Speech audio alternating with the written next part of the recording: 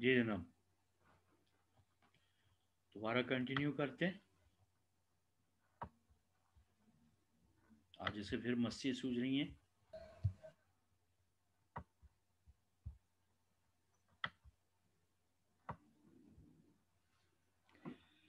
जी, तो de Broglie ने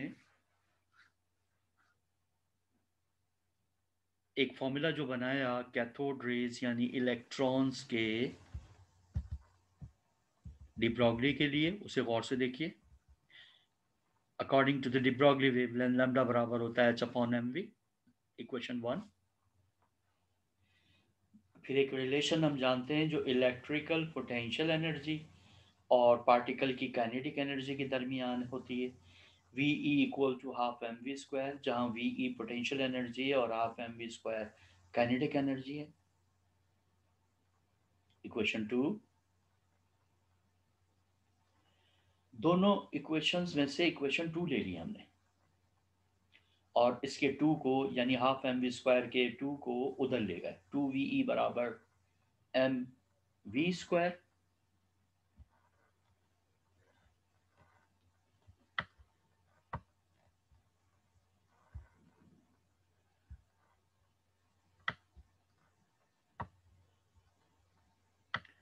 उसके बाद दोनों जानिब m से मल्टीप्लाई किया। दोनों जानिब m से मल्टीप्लाई किया। अब बन गया एक तरफ एम स्क्वायर वी स्क्वायर, दूसरी तरफ 2 VE m। स्क्वायर रूट ले लिया, सिर्फ एम वी बराबर आ गया √2 VE m। इस एम वी की वैल्यू को इक्वेशन नंबर 1 में रख दिया। एम वी की वैल्यू को इक्वेशन 1 के इस जगह रख दिया। अब जो इक्वेशन हमें मिली 1 में रखने के बाद वो ये हासिल हो गई, this one. H Planck constant है, 2 कांस्टेंट है, E charge of electron, M mass of electron, सारी वैल्यू रखें पोटेंशियल 50 डिग्री के साथ, तो लैम्डा हमें मिल जाएगा यहाँ से। और ये लैम्डा की वैल्यू बिल्कुल वही मिलेगी जो तकरीबन एक्स रेस की। इस इक्वेशन में एच कांस्टेंट है, 2 कांस्टेंट है, ई कांस्टेंट है, एम कांस्टेंट है। अगर मैं ये सारे कांस्टेंट एक जगह करके हटा दूं तो लैम्डा बराबर आ जाएगा, या लैम्डा प्रोपोर्शनल आ जाएगा 1/√v के। यानी एक तरह का प्रूफ भी है ये, जो क्या शो कर रहा था, D Broglie wavelength associated with the electrons is inversely proportional to the square root of accelerating voltage या accelerating potential।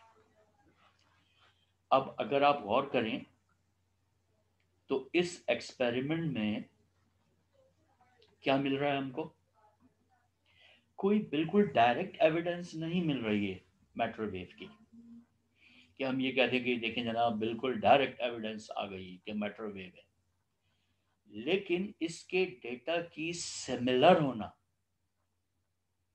और मैटर वेव की वही वेवलेंथ आना जो कि ब्रेक्स के हाँ एक्सरे की थी, ये इन बातों की तरफ ज़रूर निशानदेही कर रही हैं कि इस एक्सपेरिमेंट में इलेक्ट्रॉन ऐसी सूरत हाल पैदा कर रहे हैं जैसी कि ब्रेक्स के लॉ में एक्सरे ने की थी।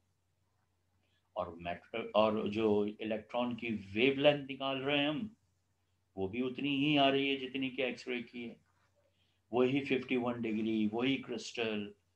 वो ये तो नहीं कह सकते थे कि ये मैटर वेव की डायफ्रैक्शन हो रहा है भाई, नहीं। लेकिन उनके रिजल्ट्स का इतना ज़्यादा सिमिलर होना इस बात की तरफ निशानदेही कर रहा है कि कुछ ना कुछ तो है। मैटर वेव के बारे में ये एक्सपेरिमेंट मैटर वेव की कहानी को दोबारा जिंदा कर दिया उसने। ना मिला हमें कोई डायरेक्ट एविडेंस, लेकिन इस सिमिलैरिटी को सामने रखा जाए तो हम कह सकते हैं कि नहीं, कुछ ना कुछ तो है, कुछ ना कुछ तो इसके अंदर, इस सिमिलैरिटी में कुछ ना कुछ तो चीज़ मौजूद है। तो हम यही बात कहते हैं कि इस एविडेंस को बिल्कुल जस्ट माइक्रोवेव एविडेंस नहीं माना गया, लेकिन फिर और साइंटिस्ट ने कोशिशें शुरू कर दी कि किसी तरीके से मैटर वेव्स को प्रूव किया जाए। बहुत सारे साइंटिस्ट ने कोशिशें की। ये एक और साइंटिस्ट थे जनाब G P Thomson, G P Thomson experiment. ये जो साहब थे ये इंग्लिश थे, इंग्लैंड में रहते थे। उन्होंने एक एक्सपेरिमेंट परफॉर्म किया और सबूत दे दिया कि ये मैटर वेव का डायफ्रैक्शन है। बड़ा अच्छा प्रैक्टिकल था। उन्होंने बाकायदा इलेक्ट्रॉनों से डायफ्रैक्शन पैटर्न बनाया, लेकिन उनके रिजल्ट के बाद लोगों ने कुछ ऐसे क्वेश्चन किए जिस पर उनको भी सोचने पे मजबूर कर दिया कि नहीं, बात तो ये सही कह रहे हैं, यानी उनके सवाल जेन्युइन थे। फिर उन्होंने अपने एक्सपेरिमेंट को दोबारा थोड़ा सा एक्सटेंड किया, बढ़ाया, और फिर लास्ट में उन्होंने ये साबित कर दिया कि नहीं, ये जो पैटर्न है, डायफ्रैक्शन पैटर्न, ये बेसिकली इलेक्ट्रॉन से ही है। यानी इलेक्ट्रॉन डायफ्रैक्शन कर सकता है। Diffraction is a wave phenomena and electron is a particle. एक पार्टिकल कैसे वेव फिनोमेना कर सकता है? लेकिन उन्होंने इलेक्ट्रॉन से डायफ्रैक्शन पैटर्न बना के दिखाया। खैर, अभी हम पहले बात करते हैं। एक फिगर आपके सामने मौजूद है। An English scientist, J.B. Thomson, performed an experiment and showed that the circular pattern of diffraction का सर्कुलर पैटर्न बनाया इलेक्ट्रॉनों के जरिए, यानी मैटर वेव के जरिए। एक्सपेरिमेंट सेटअप है आपके सामने। इस एक्सपेरिमेंट सेटअप को गौर से देखिए, आपको सामने से नजर आ रहा है। ये बेसिकली एक सिलेंड्रिकल शेल है, जैसे ये ऑक्सीजन के सिलेंडर होते हैं, आपने देखे हैं, उस टाइप का लिटाया हुआ है हमने इसको। हॉलो है अंदर से। सबसे लेफ्ट पर जहां उसका पैदा समझ लीजिए, अगर इसको मैं वर्टिकल अंदाज में रखूं तो ये बिल्कुल ऑक्सीजन सिलेंडर ही लगेगा। यानी इसको आसान लफ्जों में कहने का मतलब ये है कि that is a cylindrical shape. हम सामने से देख रहे हैं, जहां जहां आपको कलर्स नजर आ रहे हैं ये जगह बंद है, शेड नजर आ रहे हैं, बंद है। सबसे लेफ्ट पे फोटोग्राफिक प्लेट लगी हुई एक सर्कुलर अंदाज की। फिर बीच में एक मेटेलिक फिल्म है। मेटेलिक फिल्म से मुराद है बहुत ही पतली लेयर किसी मेटल की। अब मेटल की पतली लेयर क्या होती है? आपने देखा होगा कि अक्सर मिठाइयों के ऊपर चांदी का वर्क लगा होता है। चांदी का वर्क, सिल्वर की एक बहुत छोटी सी गोली होती है, उसको कूटते रहते हैं, कूटते रहते हैं, तो वो कैसी शक्ल इख्तियार कर जाती है? वर्क की।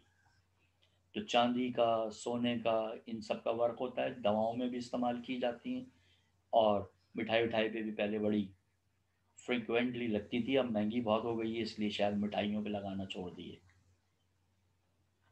तो वो वर्क यहाँ लगा हुआ है, और ये बिल्कुल वो वर्क नहीं है जो बर्फी पे लगा हुआ और आप खा जाएं, कलाकंद पे लगा हुआ और आप खा जाएं, बल्कि उससे भी बे इंतहा पतला है। मेटेलिक फिल्म का नाम दिया है इसको। ये बेसिकली सर्कुलर शेप की है यहाँ पर, और क्या काम आ रही है? ऑब्स्टिकल के काम आ रही है, रुकावट के काम आ रही है, डायफ्रैक्शन के काम आ रही है। फिर ये एक बीच में आपको कलर के दरमियान में एक सिंपल सा रास्ता दिखाया गया है, इसे कहते हैं डायफ्राम। ख्याल रहे कि डायफ्राम एक बहुत पतली सी सर्कुलर टाइप की का रास्ता है, जैसे कोल्ड ड्रिंक पीने की स्ट्रॉ होती है, इस टाइप की। ठीक है, स्ट्रॉ को अगर अंदर से छांट के देखें तो जो रास्ता आपको बना हुआ नजर आएगा बिल्कुल ऐसा ही है। इसका इख्तिताम हो रहा है एक इंडक्शन कॉइल पर। इंडक्शन कॉइल से 25,000 वोल्ट पे इलेक्ट्रॉन अंदर बूस्ट किए जाते हैं। बेइंतहा वेलोसिटी होती है उन इलेक्ट्रॉन्स की। जिस इलेक्ट्रॉन की भी डायरेक्शन जरा सी भी ऊपर या नीचे है, तिरछा है, तो या तो ऊपर जमा हो जाएगा या नीचे जमा हो जाएगा। लेकिन जिन इलेक्ट्रॉन की वेलोसिटी बिल्कुल सीध में है, वो इस डायफ्राम से गुजरते हुए, जिसे डायफ्राम लिखा है मैंने, यानी यहां से गुजरते हुए, फर्ज करें किसी की डायरेक्शन थोड़ी सी ऊपर है तो यहाँ पहुंचते पहुंचते यहाँ जमा हो जाएगा, नीचे है तो यहाँ जमा हो जाएगा। लेकिन जिसकी डायरेक्शन बिल्कुल सीध में है, वही इलेक्ट्रॉन निकल सकेंगे यहाँ से। कितने पोटेंशियल से? 25,000 वोल्ट से। अब जनाब ये इलेक्ट्रॉन जाकर मेटालिक फिल्म पे गिरते हैं। मेटालिक फिल्म उनके लिए ऑब्स्टिकल का काम करती है, एक सर्कुलर अपर्चर।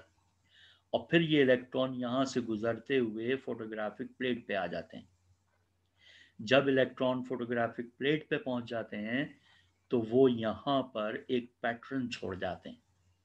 जब हम फोटोग्राफिक प्लेट को एक्सपोज करते हैं और वो पैटर्न देखते हैं, तो वो पैटर्न बिल्कुल सर्कुलर अपर्चर की डायफ्रैक्शन पैटर्न जैसा होता है, जो एक्सरे से हासिल की गई है, इससे पहले किए जा चुके थे।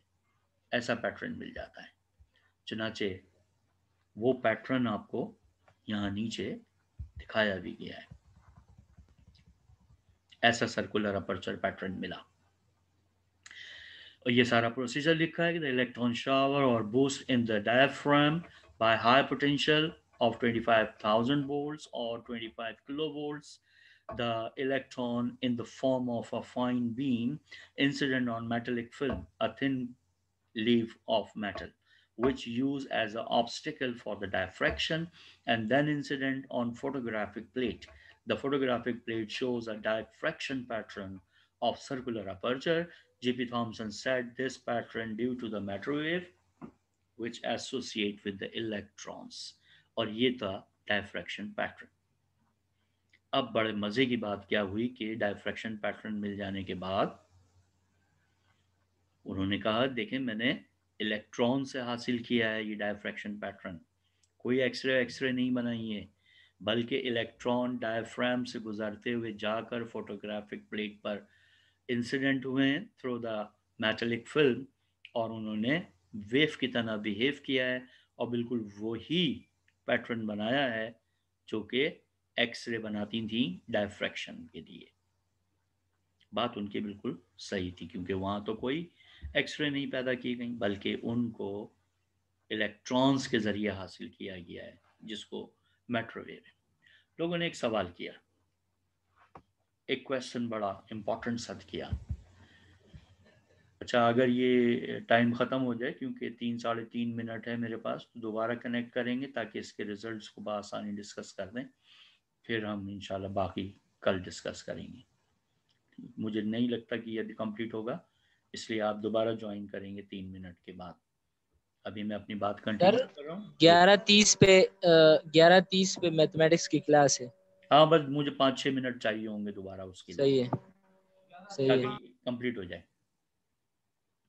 जी जनाब, तो लोगों ने कहा कि आप कैसे कह सकते हैं, मैं अगले पेज पे जा रहा हूँ, उसे गौर से देखिए।